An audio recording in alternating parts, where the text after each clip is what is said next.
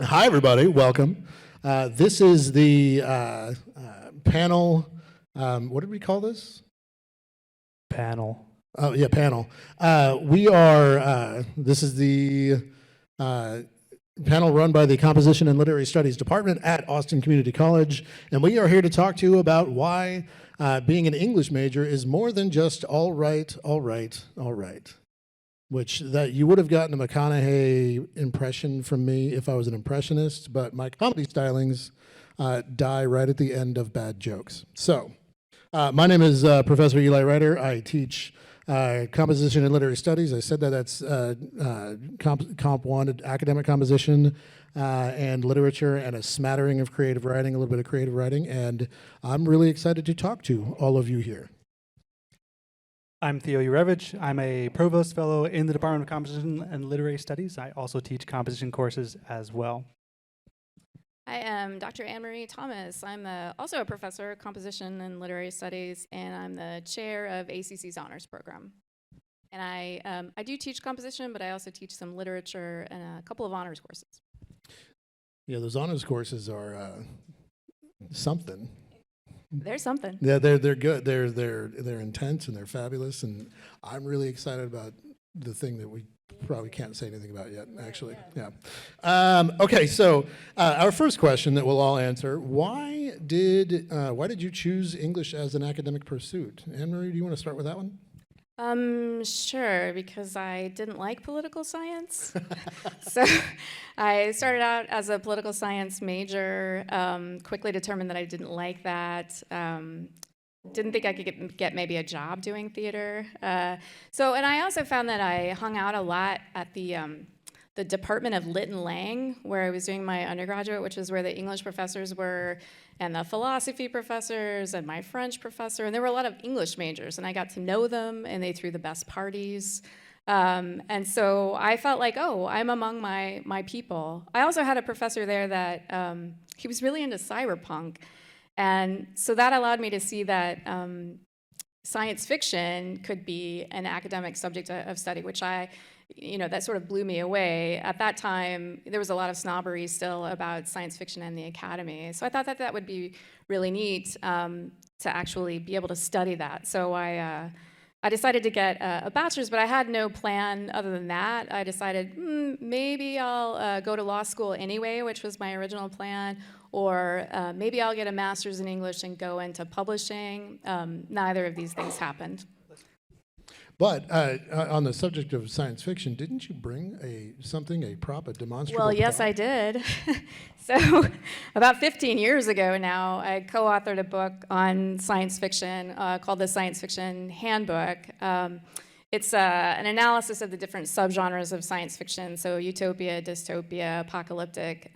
This came out of my work actually with ACC honors students, because I realized that for undergraduate students, there wasn't really an apparatus like this. There were a lot of really jargon-filled books about science fiction, but they were more appropriate for the graduate level. We have a glossary in here. So this was something that was sort of a passion project because of my work with honor students here. Theo, how about you? I took a somewhat circuitous route, I guess, to ultimately declaring English as a major. I only did that my junior year of college, and that was after I ran through like half a dozen other majors first. I remember before I went to college, the summer before, I got like the freshman handbook and had all the incoming students with our faces and our declared major. And I remember looking at it, and it said that I was declared as psychology, which I don't know if I did that myself or not. Anyways, I went to school. I never took a psychology class.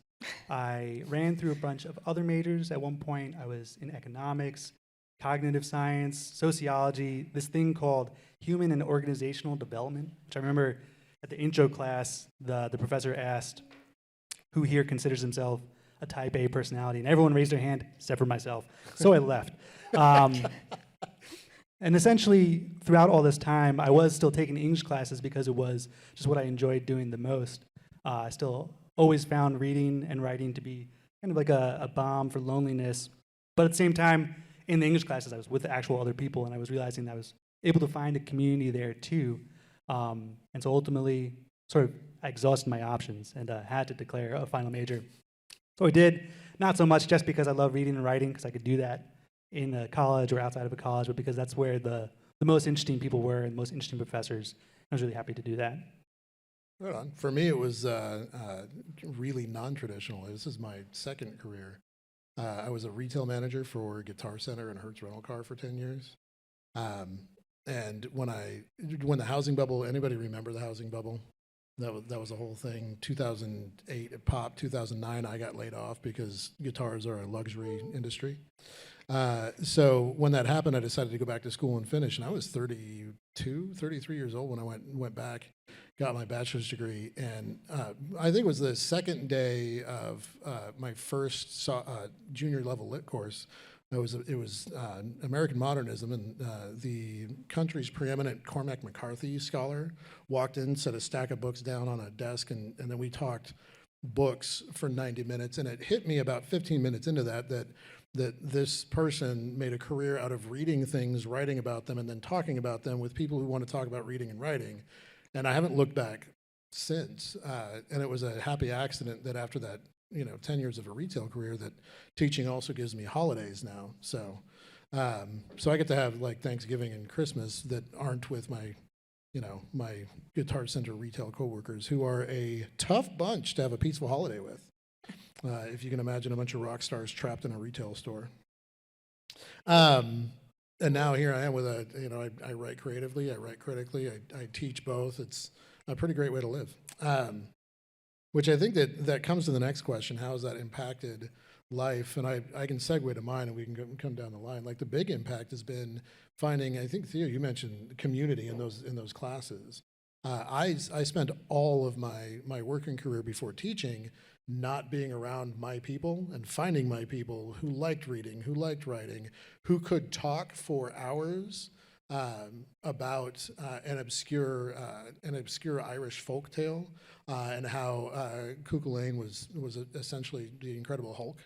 And being able to do that with people, and at the end of it, not like looking over our shoulders for who was chasing us down the hallway, but kind of celebrating those moments. So I found my people, and not looking back since. I mean, I'm here. I just finished my 10th year of teaching.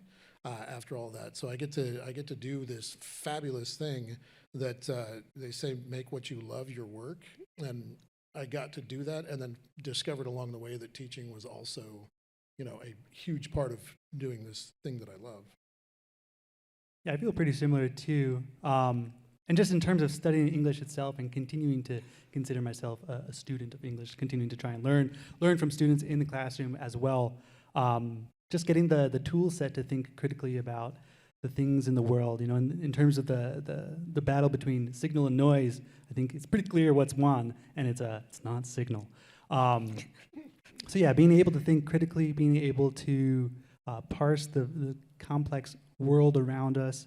These are all the things that I got out of studying English, the ideas of community too, and just realizing that this is a way of thinking.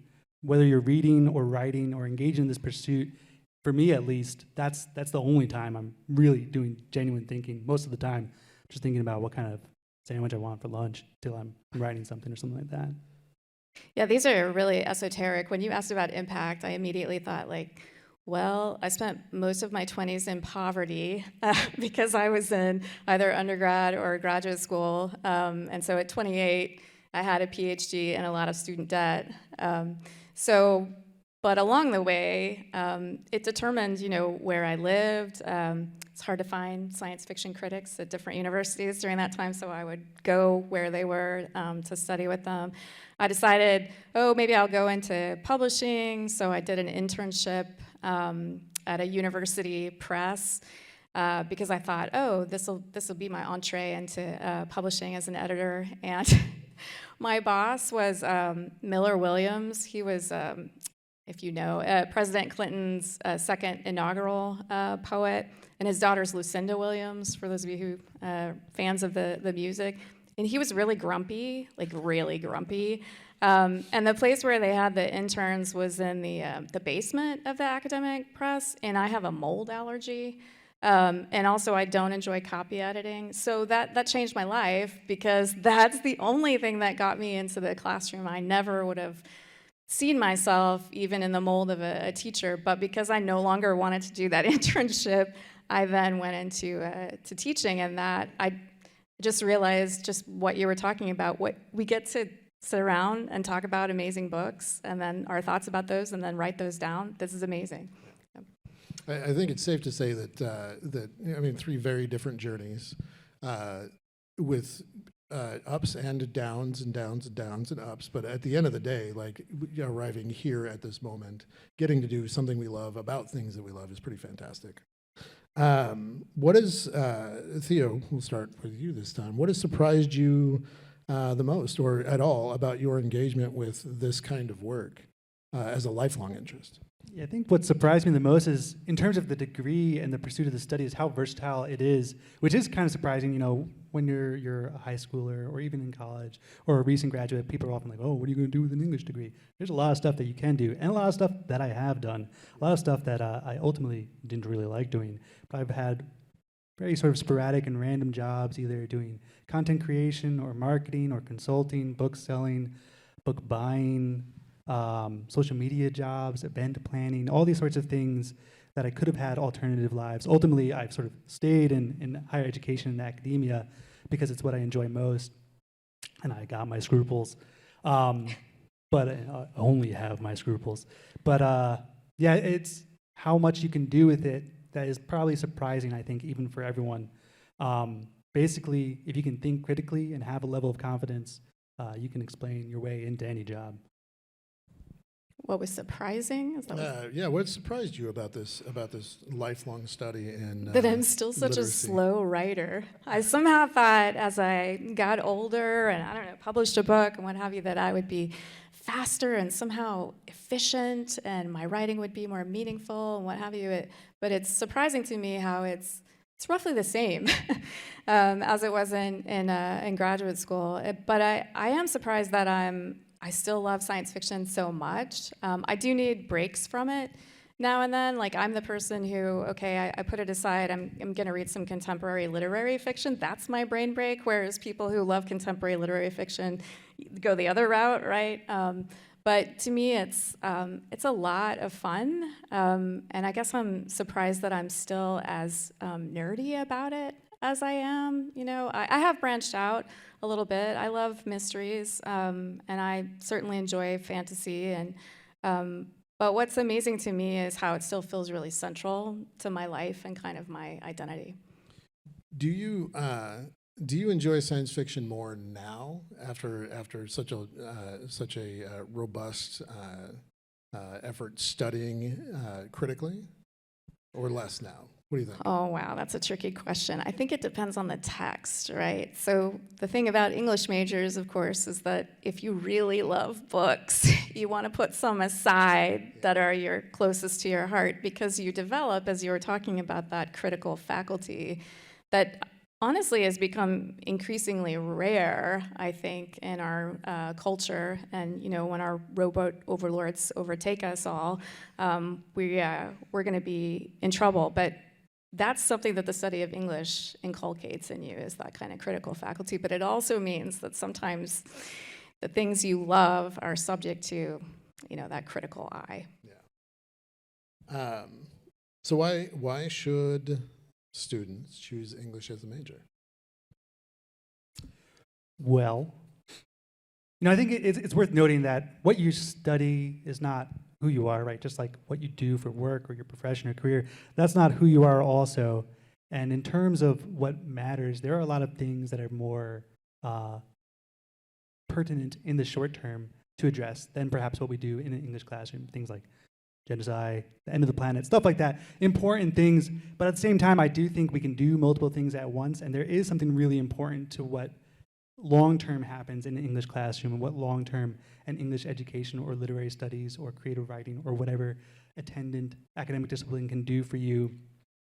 One of the things that I love most about teaching, sort of related to this question, is the chance to not just work with English majors.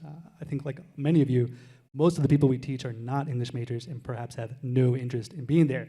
Where sometimes what you think is that It's either an inconvenience at best or a luxury you can't necessarily afford, and that's really understandable. You know, there are human needs that we need to take care of, whether that's shelter or food or water or oxygen. But once you meet those needs, it's your obligation to kind of look outside too and start to engage with other people. And when you start to do that, you encounter more complicated feelings and more complicated connections than just hunger or thirst or shelter. And what an English education can do is give you the more nuanced definitions and terms to try and understand those feelings and to connect in that way with other people. And I think in the long term, that is always going to be necessary for fostering empathy among people. Yeah, in fact, there are studies that show, well, one really famous study that shows that people who read more literature become more empathetic, and in a culture that has kind of a wide streak of narcissism, I think that that's very useful. You know, I became an English major because it was fun, simply. And I mentioned before about the parties, right? So you get to immerse yourself in people's perspectives and worlds that are so different from your own that you can't help but think about the differences between those worlds and your own. So it's in English, we call it a process of defamiliarization, making the familiar strange. And to me, that takes you in to all sorts of different avenues, really philosophical avenues. I mean, you begin to have sort of these ontological questions, epistemological questions, that are the same questions, honestly, that scientists are dealing with. They're just using a different lens. So, as I mentioned, those critical faculties, I think, are really important to just being a basic informed citizen in a democracy. I think the only thing I would add to that, because you both mentioned, you know, developing critical faculties and empathy, I think for the only thing that I would add to that is kind of combining those and saying that, you know, being an English major, it's not job training, it's not career training, it's kind of life thriving training. Because if you're able to understand your own emotions, able to understand how other people experience emotions through those empathetic faculties, and then you're able to apply that plus your critical faculties to any job situation you're in, you get to walk into a job and say, okay, this job, how is this job not like what I want it to be? How can I make it what I want it to be? And then, very particular to English majors, what kind of rhetoric do I use to convince the people who can make the change to make it what I want to be? And if you're able to do that, then anything you do is going to be exactly what you want it to do, because if you're able to convince people to make it your thing, then you win, right? So I think at the end of the day, English majors win. Yeah, I agree. Which brings us to, if you have any questions, we are all yours. This is the awkward part.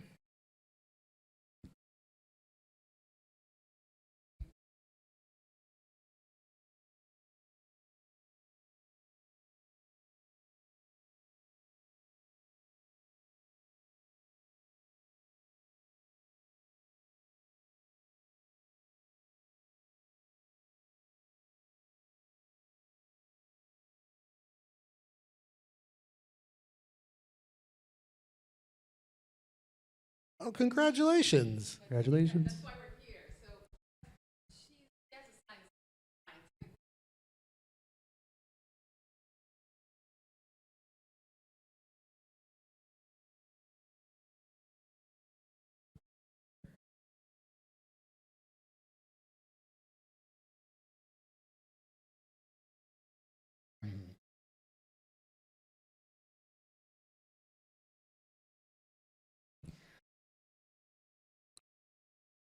Well, I'm married to a physicist, and I can tell you that writing is less important to them in a discipline, and it shouldn't be. It should be really important because he works for the UT Pickle Lab, the research lab, and they have to make those reports accessible, right, to the people up the chain. And in order to do that, you have to be able to write well. So if you can combine these two interests, you're golden. I think there's also something to be said too for the idea that you know, if we think of critical thinking or the scientific process, right, as gathering information, analyzing information, coming to conclusions, testing those conclusions, and then going back and like reviewing and retesting and reviewing and retesting. It really seems very similar to writing processes that gather information, evaluate information, test organization, revise until it's published or until somebody tells you to stop sending them that story. They are really similar kind of approaches, right? And I think that one does kind of fuel the other. I think also just in terms of like what ACC is doing and in terms of a college or any sort of institution, the educational side is just expanding the table too, right? Not muscling out people who aren't interested in the creative side or aren't interested in the critical side or who think that they are, or trying to do other things as well. And so I think I'd like to learn more about the sciences, right? And I think we can all learn from each other too. And then, of course, Andy Weir is trying to bridge the gap between rocket science and literature, right? But is it good? I don't know. Yeah, so I was a little afraid to say that, but The Martian is maybe my least favorite book. Yeah. It's okay if you like it, though. Yeah, no, it totally is. I just don't do math. Same reason I don't like Rush.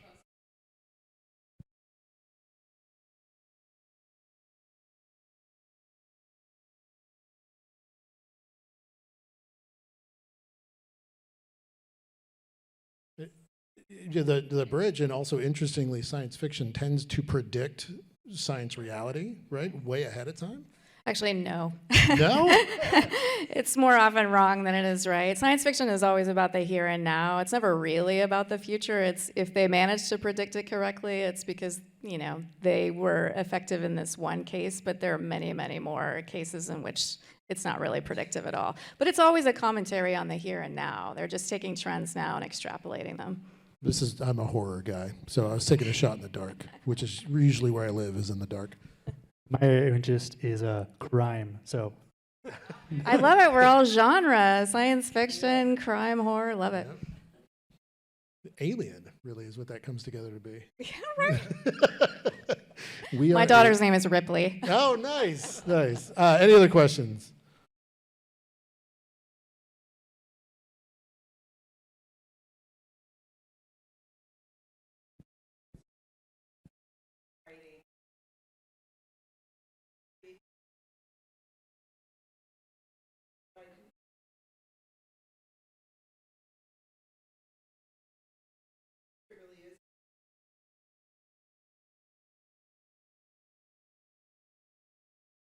Well, I think it's maybe I'm an imposter, I guess. So my terminal degree is a master's in fine arts in creative writing. I think same as Eli too. This is the one critic actual here. Yeah, but there's creativity in this as well. I mean, So she says. I think there is. I think there is. I think that writing in and of itself is a creative act, right? But even looking at creative writing, one of the exercises I love to do is there's a sentence this magical sentence is the most magical sentence in the English language, that if you emphasize a different word every time you read it, you get a completely different meaning. And it takes some pretty deep analysis to create those meanings, right? So if we say, this is not it's kind of a PG-13 sentence. I didn't say we should kill everyone. Emphasize a different word every time, and you have, I didn't say we should kill everyone. I didn't say we should kill everyone. And if you chop that up enough times, you get what I'm doing. If you chop that up every single time, there are layers of critical thought that need to go in there to eliminate possibilities, to include possibilities, that I think the two work in tandem, I think. I think also just as a teacher, so often you encounter students who don't realize that there's creativity in so many different kinds of things. Well, I always sort of give the example, like if you're cooking something, you're following instructions, you're following a recipe, there still is creativity in following and in that level of assent too. And so I think when you're talking to a larger room, or when I'm talking to a larger room, I'm trying to get people to think about how they're all capable of imagination, right? We're all capable of hopefully empathizing with other people, and that is a use of the imagination. And so even if you're not doing something practically or something that appears creative, we can still have creativity. But I do value it a lot in my own sort of personal life or in teaching too, in terms of what I want my students to ultimately think of themselves as. Yeah, I don't think about it as a binary, critical thinking over here and creativity here. You have to both, in my world anyway. I think that is our time. I'm glad you all came. Thank you so much. Yeah, Thank you thank very you. much.